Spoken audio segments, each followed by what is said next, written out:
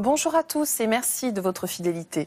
Nous sommes très heureux de vous retrouver ce dimanche matin sur le plateau de Sagesse Bouddhiste pour une émission que nous consacrons au silence, un thème essentiel dans le bouddhisme bien sûr, mais également dans d'autres spiritualités. Car dans un monde devenu de plus en plus bruyant, la valeur du silence, trop méconnue dans nos existences, est importante à redécouvrir. En effet, il ne s'agit pas moins du lieu de notre conscience qui fonde notre regard, notre écoute et nos perceptions. Alors pourquoi le silence est-il essentiel? Quels sont les différents états de silence et comment les apprivoiser? Qu'en est-il plus précisément de son rôle dans le bouddhisme zen et notamment la pratique de la méditation? C'est ce que je vous propose de découvrir dès à présent avec notre invité. Marc de Smet, bonjour. Bonjour. Alors vous êtes écrivain, éditeur, journaliste. Vous avez également été l'élève de Maître Tezen Deshimaru pendant une dizaine d'années. Et vous venez de publier chez Albin Michel Chevaucher le vent, écrit sur la méditation et le silence, justement. Alors, le silence, c'est un thème qui revient très fréquemment, presque tout le temps, dans vos différents ouvrages. Pourquoi c'est si important pour vous, Marc de Smet? Je pense que c'est vraiment, dans ce monde bruyant, comme vous disiez, quelque chose qui nous manque incroyablement. Il y a des cultures du silence, comme les cultures orientales, par exemple, qui savent respecter vraiment les silences. Et nous, quand il y a un silence dans une assemblée, par exemple, eh bien, on est gêné. Il y a un ange qui passe et on prend la mitraillette à parole et on descend l'ange.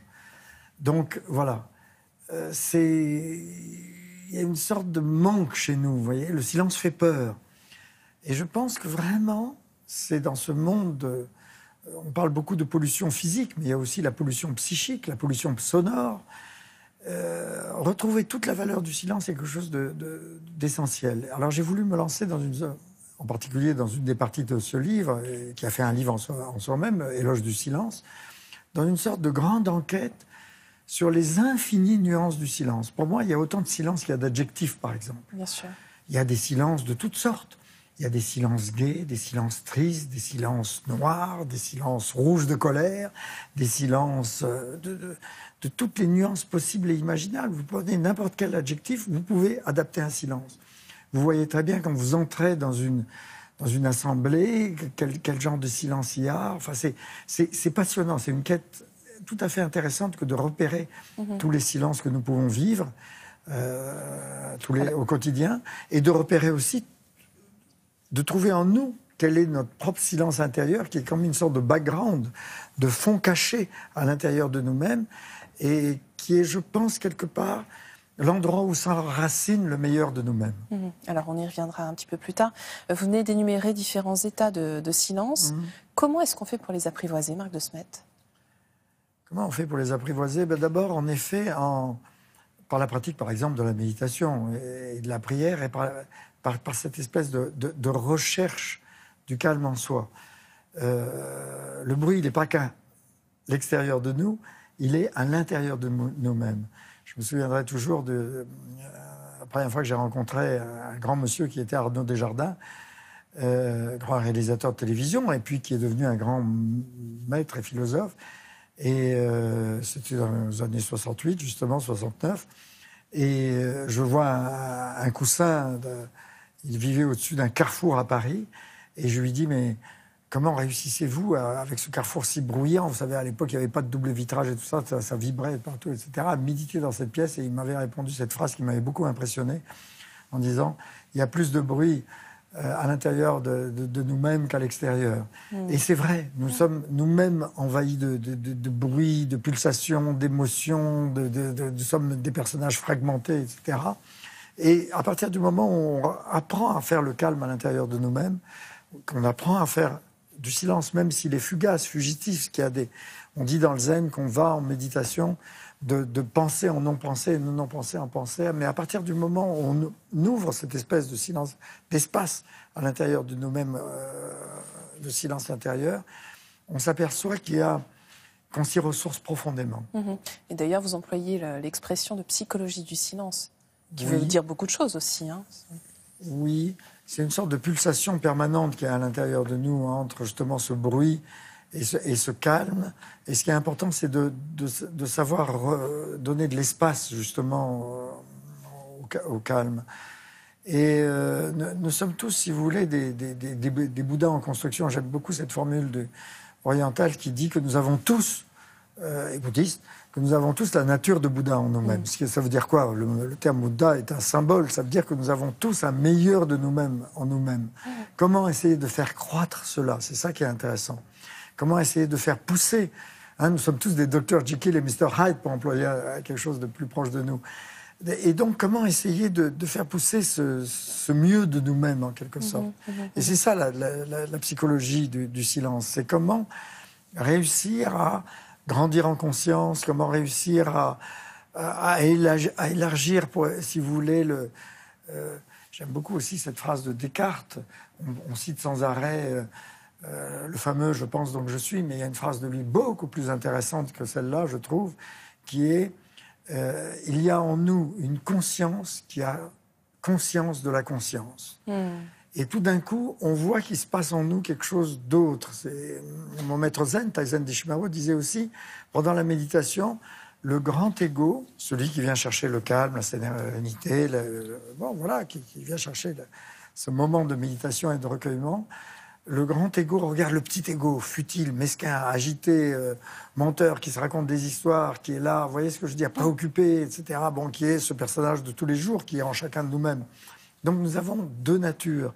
Et ça, la psychologie, en quelque sorte, dont nous parlons, cette métapsychologie, pourrait-on dire, qui est de, justement, faire croître cette autre personne, beaucoup plus intéressante, qui est à l'intérieur de nous-mêmes. Alors, ce qui peut nous aider justement à croître, c'est aussi la musique, qui joue un rôle essentiel dans le silence. Est-ce que vous pouvez nous en parler, Marc de Smet? J'ai rencontré beaucoup de concertistes et qui me parlaient, par exemple, du silence de la salle. Et ils me disent toujours, en quelque sorte, quand nous entrons en scène, nous sentons le silence de la salle. Parfois, il est lourd, il est glauque. Il va falloir qu'on rame pour essayer de le transformer, ce silence de la salle, qui est une catharsis, qu'on puisse élever en quelque sorte ce silence et le rendre plus lumineux et plus clair, etc. etc. Et parfois, au contraire, ce silence de la salle est complètement limpide. Et alors, nous sommes comme des anges, nous n'avons pas à ramer pour le soulever de sa glaise, et nous nous envolons avec lui. Et c'est vrai, on peut sentir, voilà... Alors, prenons un exemple concret avec justement cette syllabe « Om », donc il y a un cycle de respiration entier. Oui. Vous pouvez nous en dire un mot? Ma première technique de méditation, ça a été, toute première, bien avant évidemment la méditation au zazen, ça a été la simple émission des voyelles. On peut soigner beaucoup de choses en émettant simplement chacune des voyelles jusqu'au bout du souffle. Et j'avais essayé ça, et j'avais senti comme une sorte de douche carrément salvatrice. J'avais enfin pu profiter de mes vacances grâce à ça, et ça avait été vraiment ma première technique qui m'avait après branché sur les yoga d'hiver et tout le reste. Mais pour revenir au son Om, ce qu'il y a d'intéressant dans ce son, et les textes orientaux le disent, hindous en particulier, c'est un son qui permet de faire en effet un cycle de respiration complet. Le son O est un cycle complètement ventre. Si vous allez jusqu'au bout du son O, vous êtes vraiment dans le ventre. Vous êtes vraiment dans ce que les Japonais appellent le hara, ou le Kikai Tanden, l'océan de l'énergie, ce que les scientifiques d'aujourd'hui appellent notre deuxième cerveau, qui est dans nos intestins, paraît-il, et où ils ont trouvé des neurones qui ressemblent à ces neurones qu'il y a dans notre cerveau. Et donc, on active avec ce son haut et notre respiration profonde, sans même si on n'aimait pas le son, on active et le M revient par l'arrière, comme ça. Donc ça fait une sorte de...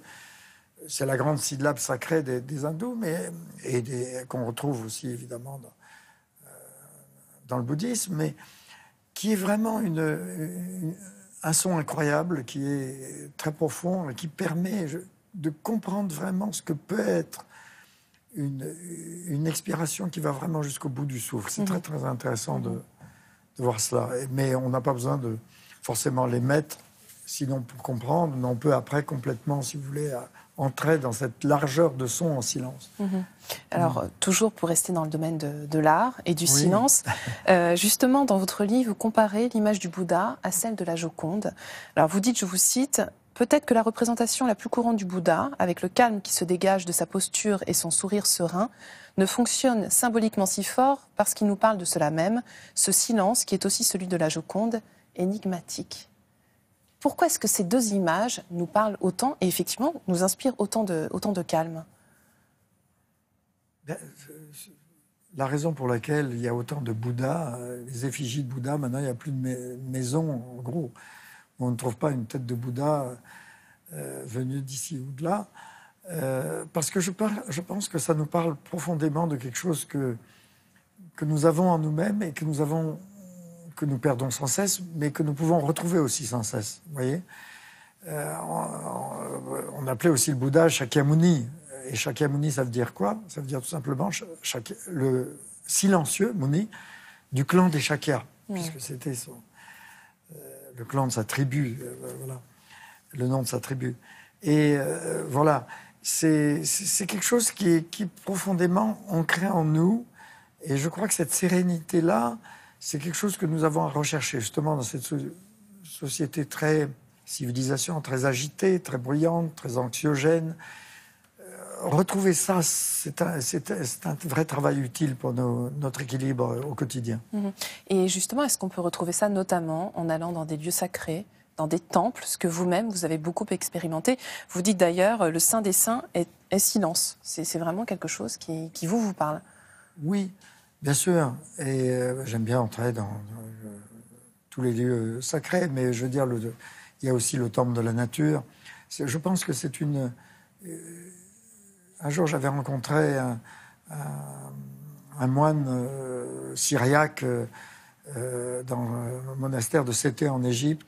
Et il y avait un silence magnifique dans son monastère qui datait du IVe siècle. Et il m'avait dit oui, il jeûnait 200 jours par an. Enfin, c'était un truc incroyable. Et j'admirais cet endroit. Et il m'avait dit oui, tout ça est très beau, mais le vrai temple, en pointant le doigt sur la poitrine, il est à l'intérieur de vous-même. Et c'est ce que disent tous les maîtres aussi d'Orient et tous les sages, c'est que le vrai temple, il est à l'intérieur de nous-mêmes. Christ disait ça aussi, le royaume des cieux est à l'intérieur de vous-même. Vous voyez? Donc, voilà, c'est en soi qu'il faut chercher et trouver, si vous voulez. Du coup, on peut créer en quelque sorte... Partout peut être un lieu d'éveil. On n'a pas besoin de se rendre dans des lieux particuliers, même si c'est bien de s'y rendre aussi. Vous voyez ce que je veux dire? Mais c'est pas uniquement limité à cela. J'aime bien cette formule du 6e patriarche du Chan chinois, Huineng, qui dit dans le calme réside la sagesse, dans la sagesse réside le calme. Voilà, il y a cette espèce de va-et-vient que nous pouvons créer en nous et de manière permanente. Bien, nous allons nous quitter sur ces très très belles paroles. Merci Marc de Smet. Merci. Et avant de nous séparer, si vous voulez aller plus loin, voici quelques ouvrages que nous vous proposons. Je vous rappelle tout d'abord le livre de notre invité sur lequel nous nous sommes basés pour préparer cette émission, Chevaucher le vent, écrit sur la méditation et le silence, aux éditions Albin Michel.